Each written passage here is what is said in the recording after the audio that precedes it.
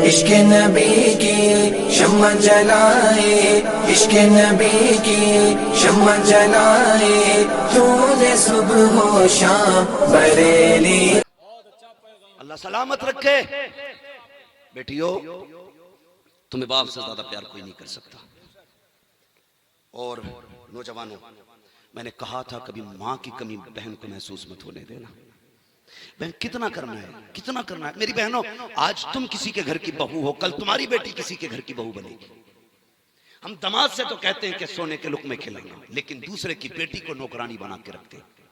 हर घर की यार ये फरियाद है, ये कान पक गए सुनते सुनते। कभी कभी अकेले में रोना आता, उम्मत को क्या हुआ। अपनी बेटियों की इज्जत के दुश्मन हो गए हम, अपनी बेटियों पे दस्तरखान तंग कर दिया हमने। रोना आता है जिसने काफिरों की बेटियों को इज्जतें दी थी, आज उसके चाहने वालों की बेटियां महफूज नहीं, वो भी हमारे ही घर में नौकरानी बना के कुत्तों की तरह काम लिया जाता है। उससे कोई औकात नहीं उसकी। मैं कई साल से ये बात कहता हूं, अगर चाहते हो तुम्हारी बेटियां इज्जत से रहा करें तो दूसरे की बेटियों को इज्जतें दिया करो। अल्लाह तुम्हारी बेटी को इज्जत अता फरमाएगा, तुम्हारी बेटी को। कई बार लोग कहते हैं कि साहब ये हमें ससुर नहीं मानती। अरे भाई, ये गलती तेरी है। ये तो सब कुछ छोड़ के आई है। इसे यहाँ बाप मिलना चाहिए था, इसे माँ मिलनी चाहिए थी, इसे एक बहन मिलनी चाहिए थी। यहाँ क्या मिला, क्या मिला इसको? नंद के नाम पे, बहन के नाम पे इसको दुश्मन, सास के नाम पे जासूस, ससुर के नाम पे जल्लाद। ये तीन रिश्ते मिले इसे।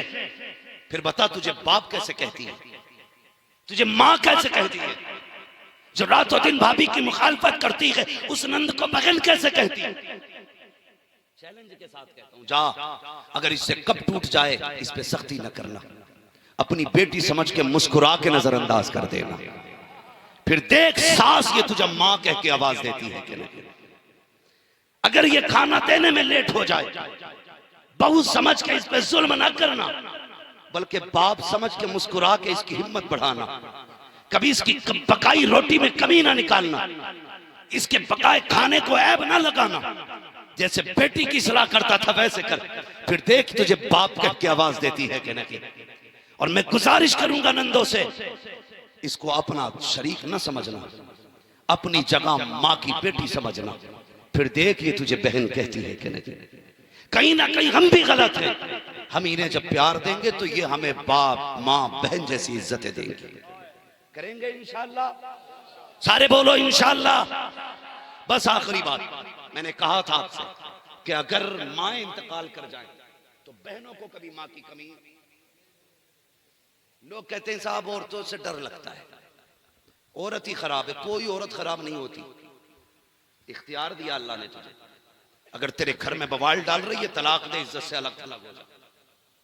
वरना पहला सबक पढ़ा, सुन, तेरी जन्नत मेरे कदमों में है, मेरी जन्नत मेरे माँ बाप के कदमों में है। अगर तू चाहती है कि तेरी जन्नत सलामत रहे, फिर तुझे मेरी जन्नत की हिफाजत करना पड़ेगी। कितना जाता है इतना कहने में। बात होती, वक्त होता तो मैं इस पे बात करता। बस इतनी गुजारिश है, बहनों की इज्जत कराइए घर के अंदर। एक साहब ने 9 दिन लंगर रखा, 10 दिन लगातार हुसैन के नाम का लंगर चलाया। मैं हैरत होती है मुझे यार। वो कहने लगे जी मेरे 9 दिन से लंगर नहीं सूखा अभी तक, लगातार चल रहा है। पता चला सगी बहनों को इसने एक दिन दस्तरखान पे नहीं बुलाया। तेरे दरवाजे पे दुनिया खा के जाए, सगी बहन ना आए, तुझे क्या लगता हुसैन को ये लंगर पसंद आएगा? मैं कहता हूं भले 10 दिन लंगर न खिला, 2 वक्त की माँ बाप को इज्जत से रोटियां खिला दिया कर।